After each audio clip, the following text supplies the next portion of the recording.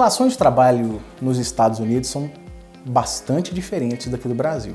Muitos clientes perguntam pra gente como é que é o trabalho nos Estados Unidos, eu queria viajar pra lá, eu queria mudar, eu queria levar meus funcionários, abrir uma empresa. Como é que funciona? Tem salário mínimo? Tem 13º? Tem férias? Tem CLT nos Estados Unidos? E a resposta para quase todas essas perguntas é não. Não existe uma regra geral, uma lei geral trabalhista nos Estados Unidos.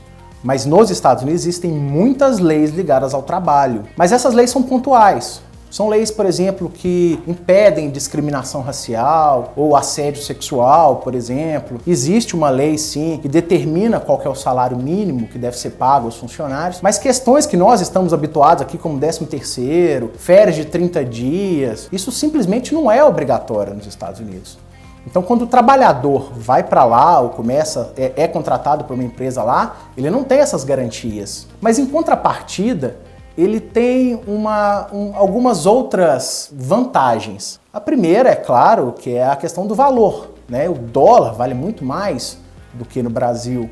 E por valer mais, esse funcionário tem mais poder aquisitivo. Mas as maiores preocupações dos empresários, na verdade, estão ligadas às questões do custo com o trabalhador. E esse custo com o trabalhador, o que deve ser pago ao trabalhador, está muito mais ligado à oferta e procura, à demanda, à concorrência, do que a efetivamente o que está numa lei. Então, por exemplo, você tem uma empresa que produz um certo tipo de produto e você tem um concorrente que fica na esquina de lado.